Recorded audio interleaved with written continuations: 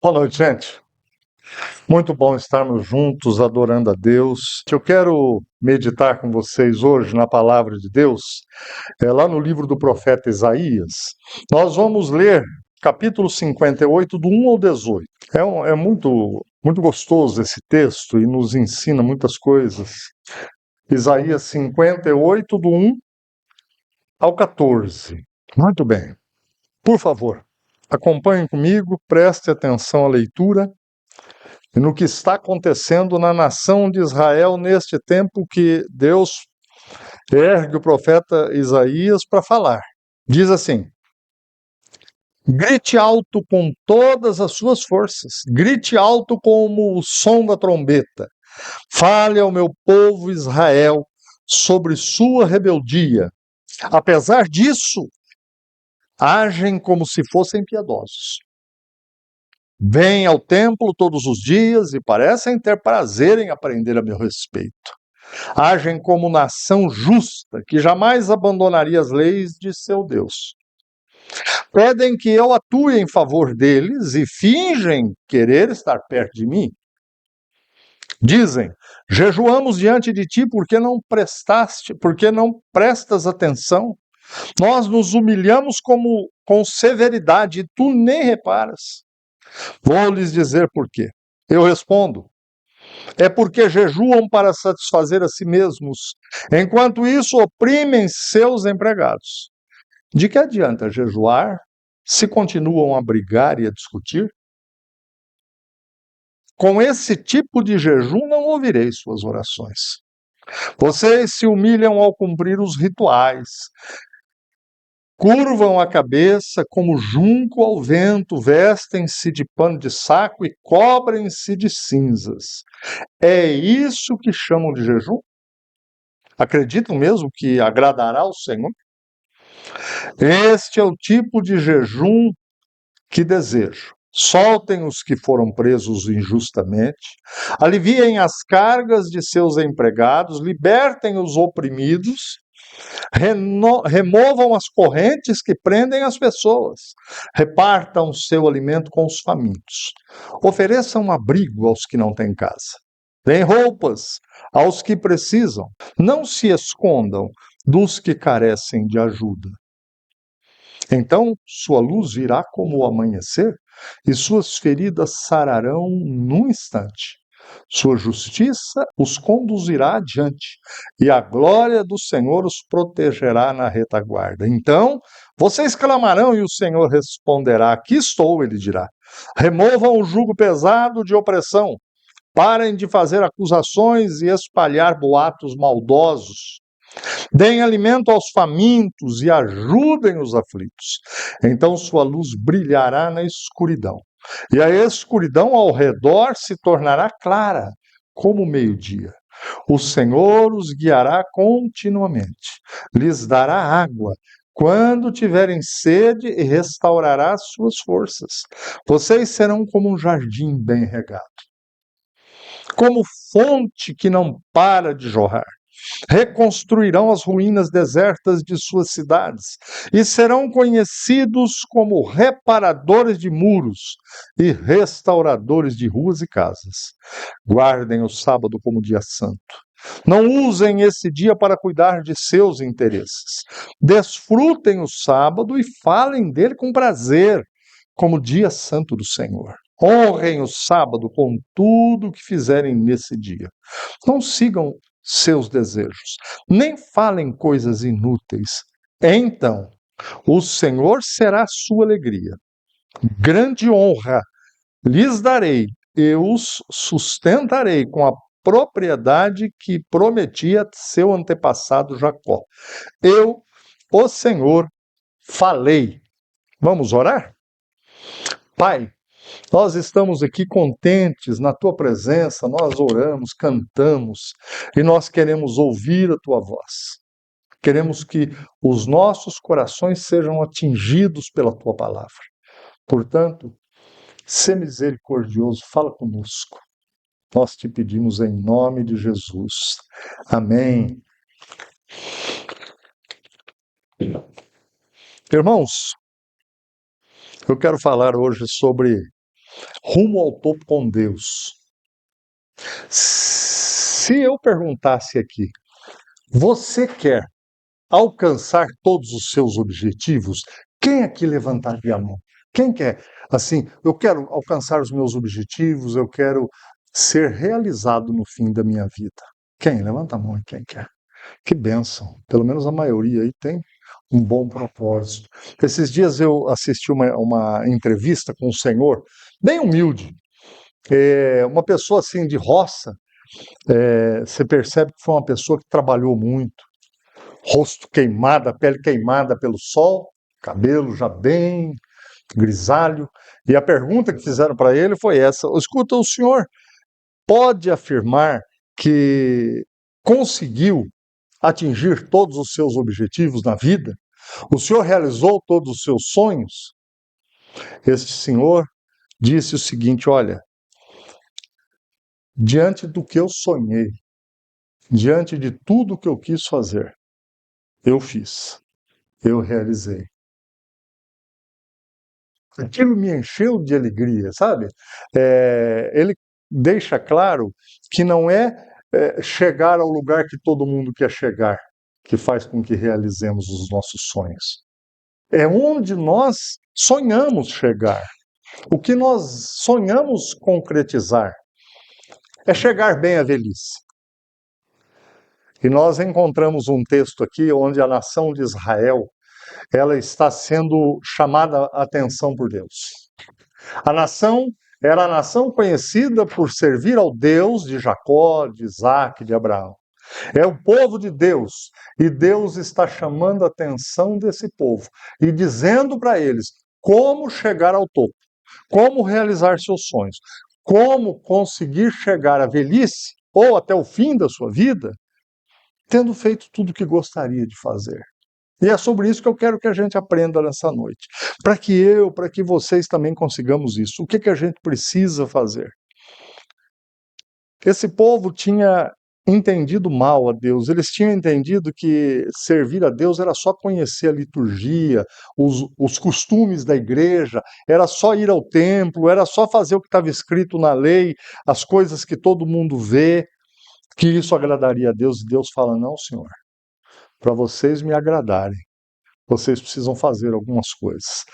O que agradava a Deus? Primeiro ponto que eu quero pensar aqui. O problema de Israel não era falta de culto, não era falta de igreja, não era falta de buscar a Deus, era falta de obediência.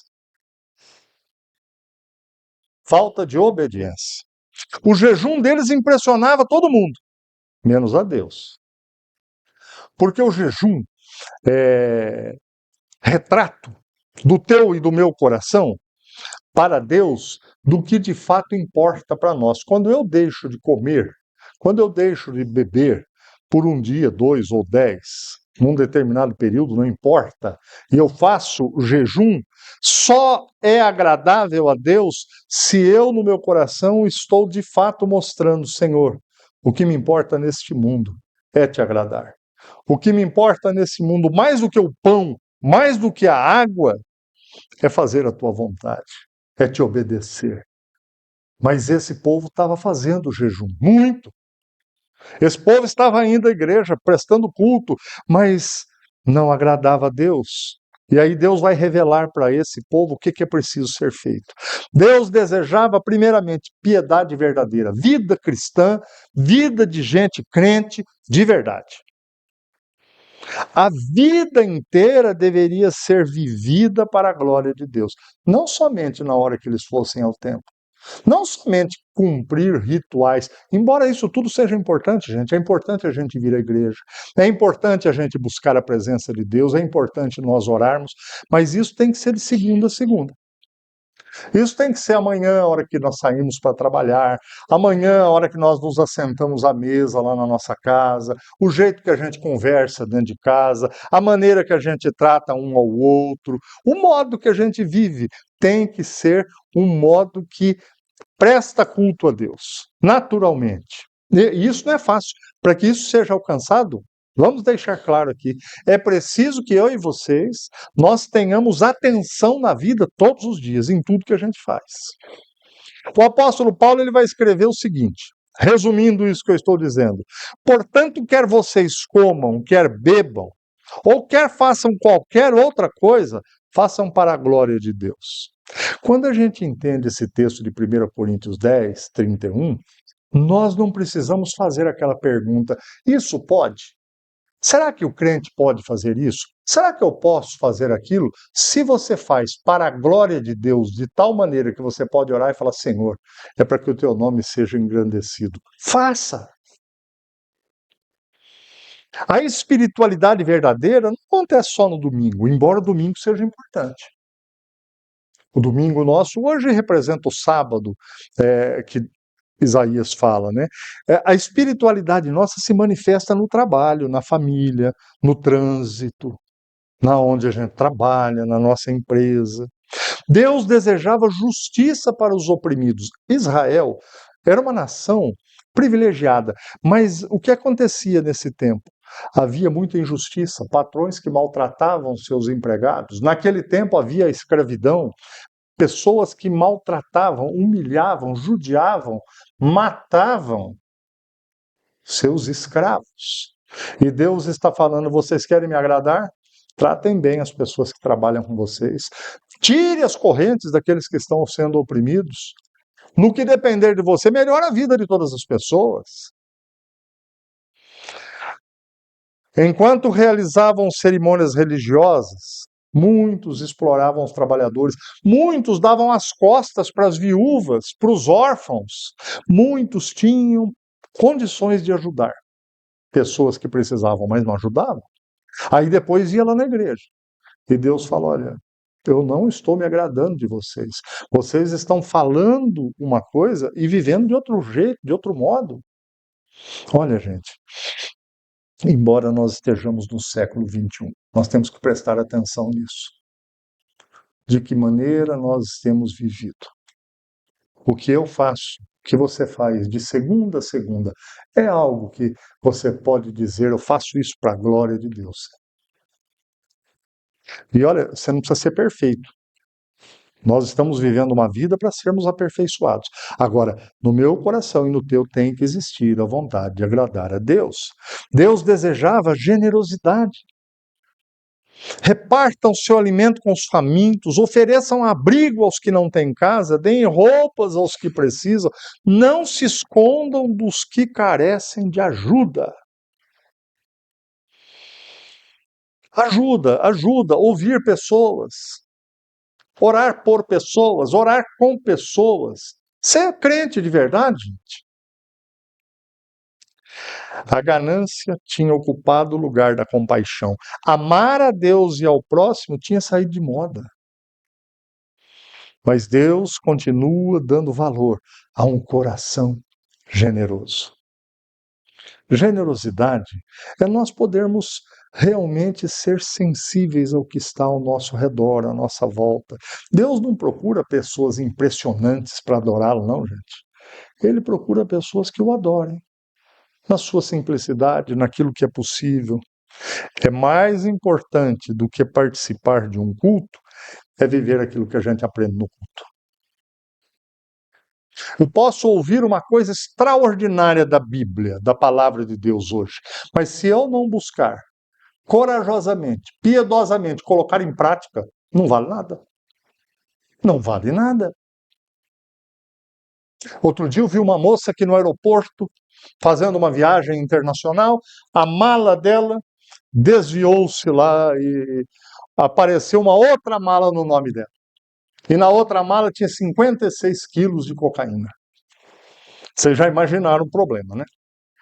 Mas ela tinha tanto o ticket da mala como a foto do embarque da mala dela. Ela tinha provas sobradas para ser inocentada. E assim foi. Mas o que adianta a gente saber disso se quando nós formos ao aeroporto fazer uma viagem, não nos preocuparmos com o ticket, não nos preocuparmos de tirar uma foto até com a mala aberta e outra com a mala fechada, termos provas. Assim é a vida cristã. Não adianta nada você saber que deve ter uma vida piedosa e não ter. Segundo lugar, Deus chama, além de dizer o que gosta para Israel, ele chama o povo agora ao arrependimento. Ele simplesmente não expõe as pessoas. Ele agora fala: ó, É assim que vocês têm que fazer para consertar isso. Quem aqui quer consertar com Deus o que não está certo? Levanta a mão aí. Glória a Deus, amém. Eu também quero. Então, nós temos que prestar atenção na palavra de Deus. O arrependimento bíblico não é apenas sentir tristeza pelo pecado. Quando Caim matou Abel, ele ficou triste. Quando Deus falou, agora você vai sair por esse mundo afora e vai andar errante sem lar. Ele ficou triste por isso. Mas ele não se arrependeu do que ele fez. Arrepender é mudar de direção, é abandonar velhos caminhos, é produzir frutos que sejam vistos. É o filho que não trata bem o pai, começar a tratar bem o pai a partir de hoje. É a esposa que não trata bem o marido, começar a valorizar o marido a partir de hoje. É o marido que não valoriza a esposa, começar a fazer isso a partir de agora. É termos um passo na direção da mudança. Verdadeiro. O que é que está errado? O que é que eu preciso mudar? Eu preciso me arrepender, falar está errado mesmo, e buscar a mudança. João Batista declarou assim lá em Mateus 3: provem por suas ações que vocês se arrependeram. Ora, nós provamos que estamos arrependidos de algo com nossas atitudes. Sejam piedosos. A sua vida deve refletir o caráter de Cristo. Olha, e quando você fizer isso e eu fizer, eu não preciso ter um discurso ensaiado, um sermão ensaiado para falar para outras pessoas de Jesus, não. Elas vão perceber. Libertem os oprimidos, Deus ordena, soltem os que foram presos injustamente, para o caso da nação de Israel. Tem alguma coisa que não está justa na tua vida? A partir de agora, tome uma posição de mudar isso. De trocar isso por uma nova situação. Combata toda forma de abuso, exploração e injustiça que, porventura, venha das suas ações, ou da falta da ação na tua vida, ou na minha. Despedacem todo julgo. Não basta aliviar o sofrimento, é preciso eliminar o que produz sofrimento. Sabem, nós como seres humanos, temos a tendência de achar que fazemos muitas coisas corretas, e eu creio que a gente faça mesmo. Mas as que a gente não faz corretamente, nós temos a tendência de passar os olhos por cima, assim. Fazermos de conta que não existe isso. É preciso que a gente reconheça. Eu sei que não é fácil, mas é preciso, para que haja arrependimento, reconhecer. Isso não está certo. Isso precisa ser mudado. Gente, eu ando por Campo Grande, eu amo essa cidade aqui. Mas eu vejo tantos buracos, e toda vez que eu vejo, eu lembro da prefeita. Lembro da administração pública. Mas na minha vida, eu tenho mais dificuldade de ver os buracos. Não sei você na sua. Mas é assim que acontece. Amem o próximo. O amor cristão ele tem que ser prático, gente. Ele tem que ser prático. Se você pode ajudar, ajude. Se você pode não atrapalhar, não atrapalhe. Já é grande coisa. O amor cristão alimenta, acolhe aquele que precisa de acolhimento. E às vezes isso acontece na igreja. Alguém não está muito bem, você percebe, mas você não foi lá nem dar um abraço, nem conversar um pouco com a pessoa. Não é futricar, fofocar, mas é falar, como é que você está? Você está bem? Olha, eu vou orar por você. Pode contar comigo se você precisar da minha ajuda. Você sabe que as pessoas precisam de pele de gente? Mais do que remédios, mais do que qualquer outra coisa, mais do que dinheiro. No pior dia da tua vida, você vai precisar de gente. Você não vai precisar de remédio, de dinheiro, de nada. De gente perto de você. Tiago escreveu, se um irmão ou uma irmã necessitar de alimento ou de roupa, e vocês disserem, até logo, tenha um bom dia, aqueça-se, coma bem, mas não lhe derem alimento e roupa, o que isso ajuda? Arrependimento sem mudança é só remorso, igual o de Caim. Arrependimento sem frutos é só um discurso. Agora, quando um coração é transformado pelo arrependimento, a vida é transformada, gente. Às vezes falta arrependimento na nossa vida para as coisas serem diferentes. A nação de Israel estava dizendo: Senhor, a gente faz jejum, o senhor não escuta, o senhor não vê? E ele fala assim: vocês estão achando que com esse tipo de jejum, com a vida que vocês estão levando, eu vou ser sensibilizado ou vou fazer alguma coisa? Não vou, não. Agora mudem a atitude, vocês vão ver. E esse é o terceiro ponto. Ouvir e obedecer resulta em ser abençoado. Ouvir e obedecer resulta em ser abençoado. Quem aqui quer, fala, eu quero ser abençoado a partir de hoje, pastor, diferente do que eu não tenho sido, levanta a mão aí. Amém. Graças a Deus que vocês não têm vergonha de falar que quer ser abençoado. Eu também quero.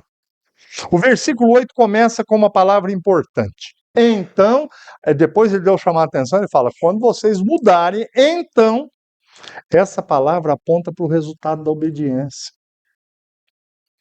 Talvez você e eu pensemos assim, nossa, tem tal coisa na minha vida que eu estou indo tanto atrás dessa coisa, pastor. Meu Deus, eu estou buscando tanto o Senhor por causa disso. E aí cada um de nós tem que pôr o pingo no seu i. E Deus está te falando assim, ó. Então a sua luz virá como o amanhecer. Quando você mudar isso, que Deus está falando com você hoje, quando eu mudar, Deus diz, então sua luz virá como o amanhecer. Suas feridas sararão num instante, sua justiça os conduzirá adiante, e a glória do Senhor o protegerá à tua retaguarda. Nas batalhas da vida você vai ser guardado, protegido, mas a partir do momento que você se arrepender e mudar algumas coisas na sua vida. Observe as promessas de Deus, luz em lugar de escuridão. Isso é igual alívio a uma dor de dente, alívio em lugar da dor. Cura em lugar de sofrimento. Cura aquilo que nos faz sofrer, talvez a expectativa, talvez a ansiedade por causa de algo. Vai ser curada. Justiça em lugar de vergonha. A glória de Deus protegendo a retaguarda. Segundo ponto, Deus promete socorro. Então, vocês clamarão e o Senhor responderá. Aqui estou, ele dirá. Gente, vocês refletiram sobre isso? Então vocês clamarão e o Senhor responderá: aqui estou. O que é que você está precisando? Qual é a dificuldade? Que promessa extraordinária! O Deus do universo dizendo para nós: aqui estou. Há momentos em que ninguém pode nos ajudar, não é mesmo? Talvez alguns de nós aqui vivam um momento desse. Ninguém pode ajudar, só Deus. E Ele jamais abandona aqueles que creem nele. Ele ouve, Ele responde, Ele socorre, mesmo nas horas mais escuras.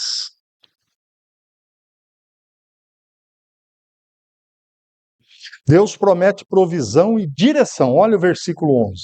O Senhor os guiará continuamente. É um GPS o tempo todo, hein? Lhes dará água quando tiverem sede. Restaurará suas forças. O desânimo, a angústia ficará distante de vocês. Vocês serão como um jardim bem regado. Que dá gosto, gente, a gente passar por alguns lugares aí, em jardins aqui na nossa cidade, parques, e ver quando a água regou aquele parque, aquele jardim. É gostoso, o cheiro da terra é bom. Quando Deus nos abençoa dessa maneira, nós começamos a sentir coisas boas, agradáveis. A nossa vida muda. Deus promete um futuro de influência. Ele diz assim: Israel, quando desobedece a Deus, ele enfrenta muitos ataques dos inimigos próximos e muitas cidades que existiam, elas são saqueadas, destruídas, queimadas. Deus diz assim: vocês reconstruirão as ruínas desertas de suas cidades, serão conhecidos como reparadores de muros, restauradores de ruas e casas. Vocês vão ser uma bênção, diz Deus. Onde você colocar as mãos, Deus vai abençoar. E Deus não abençoa a gente, só para o benefício pessoal nosso. Toda vez que um crente é abençoado, ele abençoa muita gente. Muita gente. Ele abençoa para que sejamos uma bênção. Deus diz a Abraão: Abraão, eu te abençoarei para você abençoar outras pessoas. Você abençoará outras pessoas. E para nós é a mesma coisa. Pessoas obedientes influenciam gerações. Vocês mais velhos aqui, lembrem-se de crentes mais velhos que vocês já conheceram. Se eles não abençoaram gerações. As suas histórias, as suas atitudes, as suas palavras. Avós influenciam netos, pais influenciam filhos, líderes influenciam igrejas, cristãos influenciam a sociedade. Deus termina dizendo: honre o sábado como um dia santo. Viva nele diferente, contemple as coisas de Deus, desfrute do sábado, mas com os seus olhos e corações na direção de Deus. Deus tem que ocupar o primeiro lugar na tua vida e na minha vida também. Não dá para ser o segundo. Não dá para ser o terceiro. Nem para ser o quarto. Eu não quero classificar a maneira que você tem colocado Deus na sua vida. Não é só o ato religioso de dizer eu sou crente, eu vou à igreja. Não, vocês se lembram do começo. Deus diz não. Vocês têm que fazer a coisa do jeito certo, consertar o que está errado. O grito nesse sermão de hoje é: conserte, arrependa-se do que está errado e procure determinar na tua vida: eu vou consertar isso. A Simone essa semana me falou assim: Janderson, nós temos que pintar o portão da garagem. Eu comecei a pintar o portão da garagem, gente. Prometo, pintei direitinho, mas pintei uns 40%. O trabalho danado, só o que faz aqui, e eu não consegui pintar os 100%. Mas essa semana, depois que ela me falou, eu já coloquei lá, pintar o portão da garagem. E pus mais umas 5 coisas que eu tenho que fazer na minha casa. Porque a gente tem a tendência de ser meio relapso na casa da gente, com coisas da gente. E não pode. E o texto de hoje está dizendo assim: para de ser relapso. Não é com as coisas que você tem que fazer em casa, não só. Mas é com tudo na tua vida. Tem coisas que eu sei que você precisa consertar, como eu também. Confie nas promessas do Senhor. Deus encerra dizendo: então o Senhor será a sua alegria, se você fizer isso. Grande honra lhes darei, e o sustentarei com a propriedade que eu prometi ao seu antepassado Jacó. Eu, o Senhor, falei. Eu vou cumprir tudo que eu falei que faria na vida de vocês, mas é preciso que vocês consertem. Você quer uma vida de realizações, como disse no começo? Eu também quero. Quer chegar ao topo? Eu também quero. Seja piedoso, ame o próximo, produza frutos dignos de arrependimento a partir de hoje à noite. Honre a Deus acima de tudo, coloque Ele em primeiro lugar na tua vida.